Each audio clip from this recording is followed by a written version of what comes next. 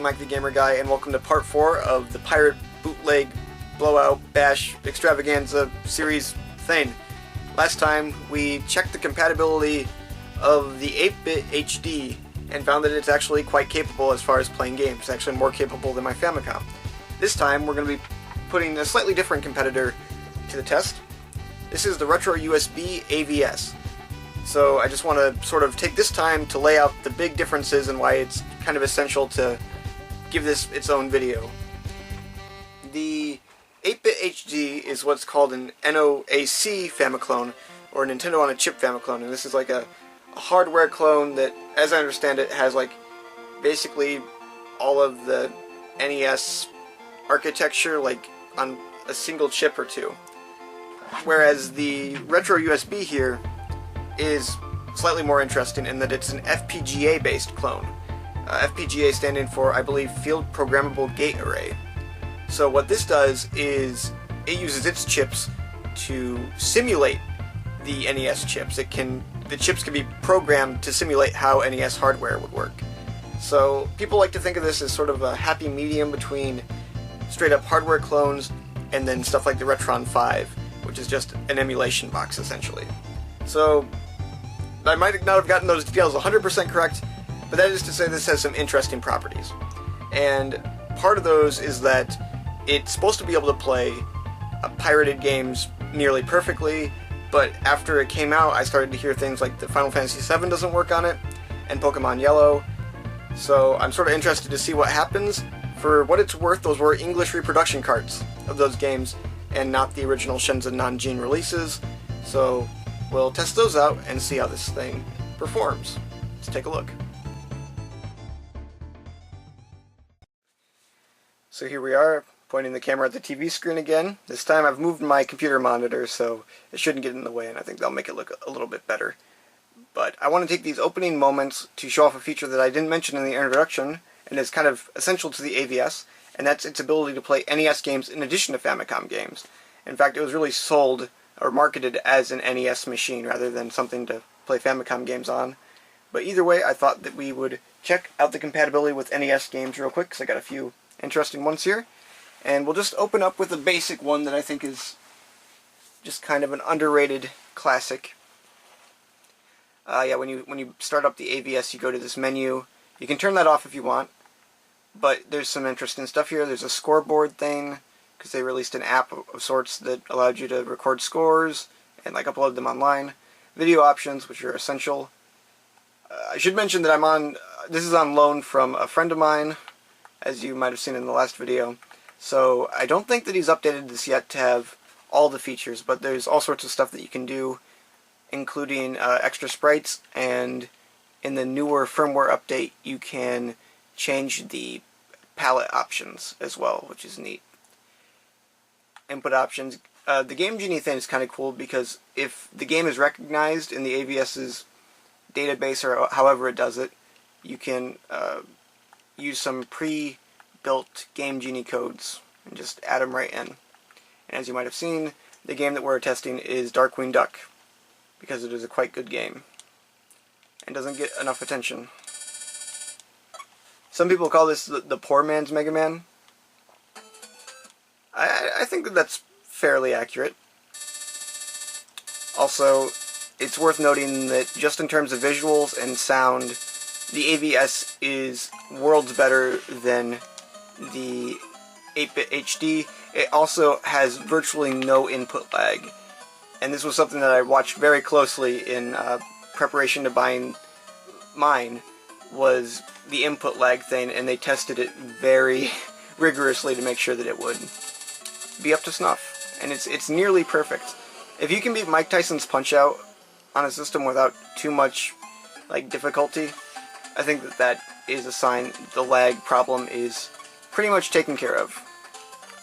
But yes, it's Darkwing Duck. If you haven't played this game before, it is really good, and I think it's just as good as, if not better than DuckTales and Rescue Rangers, which are the Disney games that get the most hype around them for the NES era. I probably should look at this game. I actually reviewed this game a long time ago. It's not on this channel though, it's on my previous channel. That's absolutely horrible. But I would like to return to this game because it's quite good. Alright, let's move on to something a bit more complex. Next we have something quite a bit more recent. It's a game that I covered very recently. It's Dreamworld Pokemon. And as you can see, it runs very well. Pokey looks a little bit lighter purple than he maybe should be, but that's something that you could have corrected with the palette update.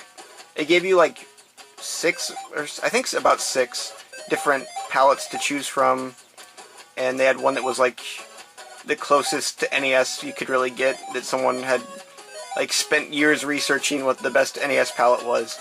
It's like unsaturated version 6 or something, I think is what the name of it. So that might have fixed that.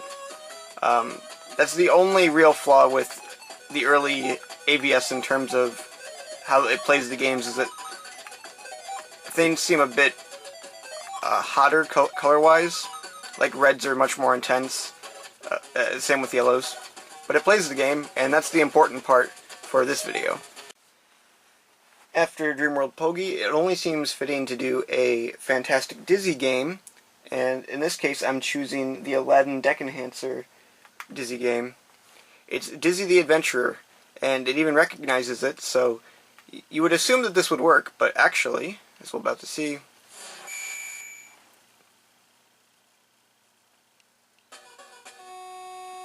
yes, it does not play Aladdin Deck Enhancer games very well at all. I think there's only a few that it actually works with. Some good ones though. Linus Spacehead Cosmic Crusade seems to work perfectly, and that's my favorite Aladdin Deck Enhancer game, so that's pretty convenient. But yes, that is something that could be worked out probably in a future firmware update or something like that. And for our last NES game, we have yet another very recent release. It is the WisdomTree NES Collection, and as far as I can tell, it works perfectly. Let's play a little bit of Sunday Funday. We'll do some Fishfall. One of the strangest games, really. It seems to run. Let us stop playing this game now. So as you can tell, it does a very fair job of playing NES games. Aside from the Aladdin, it does everything very nicely. Looks very crisp, sounds very nice. Let's move on to some Famicom then. And for starters, we have one of my favorite unlicensed games for the Famicom. It's Magic Jewelry. This game is just, it's columns, and it's great. Can't not like it, and it plays excellently, and it looks great. It's just, everything's very sharp, plays perfectly, and it's, I mean, can't really expect any more, honestly. Doesn't get better than this. Moving on. Next up, I'm throwing a 64-in-1 multi-cart at it. We looked at this in that first Bootleg Games video that I made when I came back. Let's take a look at Brothers 2. We'll use that as our test to be sure. But it appears to run perfectly.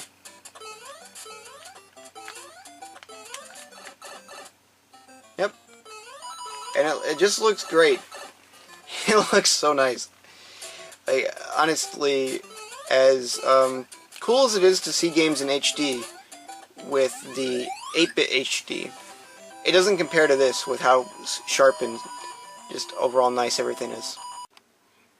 So now I'd like to show off interesting behavior that seems to be demonstrated by this cart only. This is a Mario 4-in-1, as we're about to see.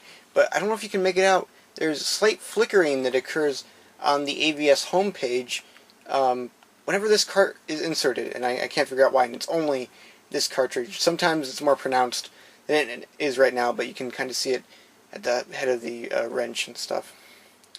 But the game itself appears to work perfectly. Mario. Let's do Mario 11. I think that's Adventure Island, isn't it? Yep. Adventure Island 3, I believe. Mario Adventures Super Mario Brothers 11. This is the one where you get everything. great. I think this is actually one of the hacks they spent just a little bit more time on. They tried to make a little bit more Mario-y. Yep, it works. So after the weird results we got with the HD 8-bit retro, whatever it was, I really wanted to retry the 198 and 1 Cool Boy cart on here. See what we get.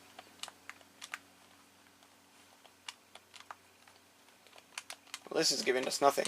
I'm not even getting a weird Contra menu. Let's try it again. Oh boy.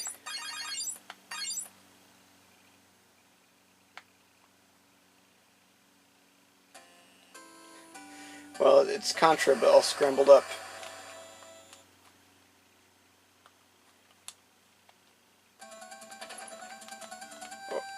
Oh.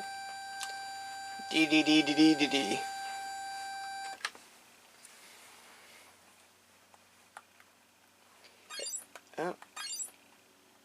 I don't know why this does this. These cartridges always seem to...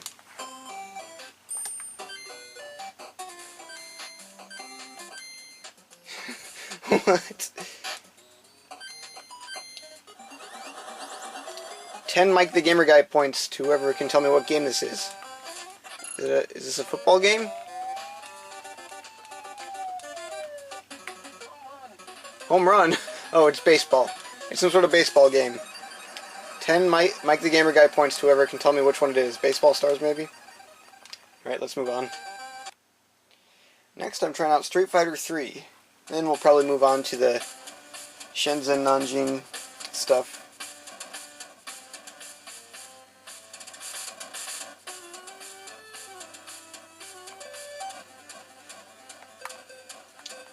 Looks like it works.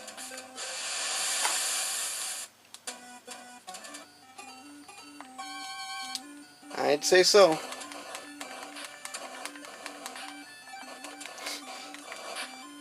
Oh yeah.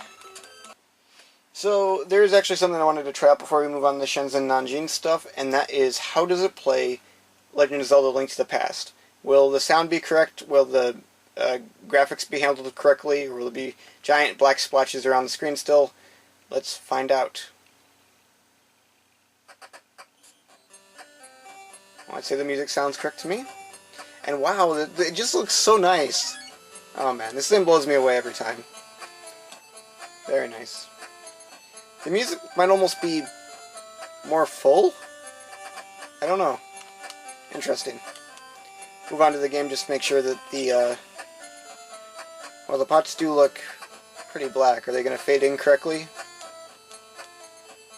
Hooray, they do! Okay. So there you have it. The AVS definitely beats out the 8-bit HD in terms of being able to play Zelda.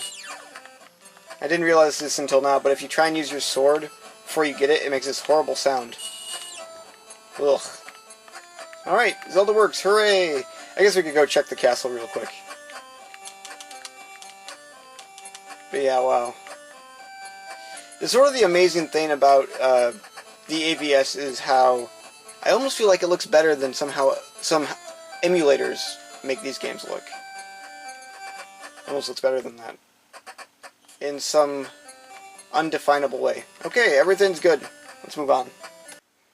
Alright, so I have Final Fantasy VII in the AVS. Let's see how it works. Well, loaded at least.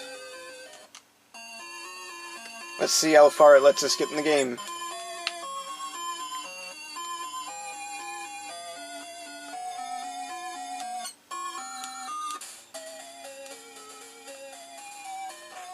Alright, I'm going to do a jump cut, and then I'll bring it back when my elongated testing period of this game is complete. Alright, so we're about to wrap up the second battle, and I'm going to judge if this game is going to work or not based on if it freezes up the same way the Famicom does. So we should be ROM warping here soon. We are fighting some enemies. Which I don't think is a problem. I think they appear on this bridge. One second. I'll bring it back after I'm done with this fight. Alright. So we'll finish off this fight. We'll see if we can talk to the other characters and judge it that way. Seems we can. This all looks correct.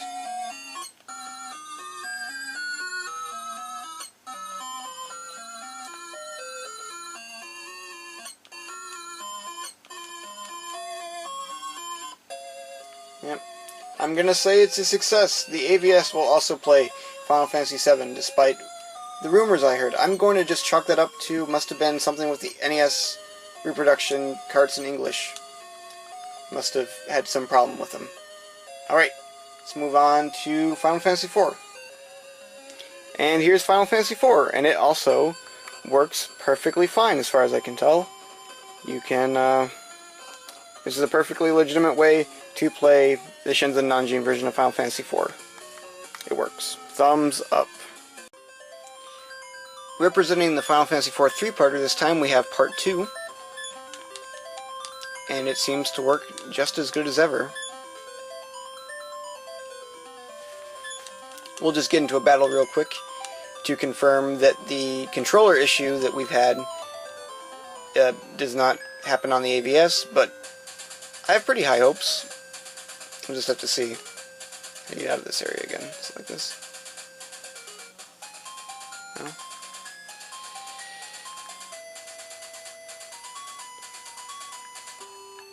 Alright, let's find a battle.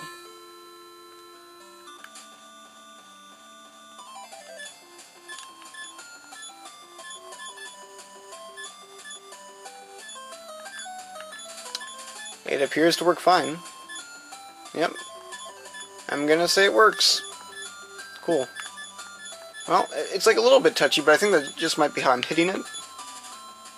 It's definitely not bouncing around like it does on the Famicom.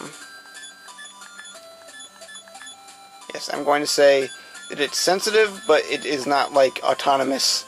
So that's a success. Let's try and see if Final Fantasy Part 3 works on this. Alright, we have Final Fantasy IV Part 3 loaded up.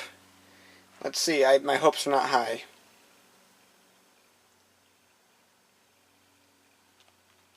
Yep, that looks like a no. Let's reset it real quick just to be sure.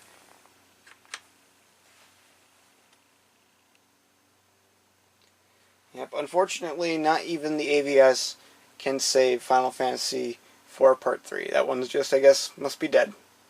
If anyone has any more recommendations about how to fix it, I'd love to hear them. But for now, that one's just not going to be working. Alright, to the conclusion. So there you have it. The AVS is also a very, very capable solution to playing these pirate games. And in fact, I think it does a better job overall, just between the number of features it has, the fact that it can play NES games, they get the colors right, Link to the Past doesn't sound ridiculous, and overall I just think it's the better console. But I would love to hear your guys' differing opinions if you have any. I would imagine you would agree with me that this beats out the 8-bit HD, but both, for what they are, I think do a very good job. The 8-bit HD, of course, is much more cost-effective, so there's that. The future of the bootleg game Blowout is now somewhat uncertain. I think we'll come back in a few weeks with a look at some new games. And compatibility test-wise, I would like to get my hands on a Dendy or Micro Genius or something along those lines, do like a real hardware clone as opposed to an NOAC. And I would like to get whatever Retron there is out at this point. I've never actually used one of those, one of the emulation boxes, and see how well they do. I would imagine very poorly from what I've heard before, but who knows, the AVS performed better than it was supposed to, so maybe one of those will too. But we'll just have to see. They're also kind of expensive for what they are, so there's that. Anyway, thank you guys for watching. Thanks for stopping by. We're going to get some reviews coming out. Thanks to my patrons. You guys are nice, and you're great, and everything. And yeah, more videos to come. New reviews soon. Get those reviews. Goodbye.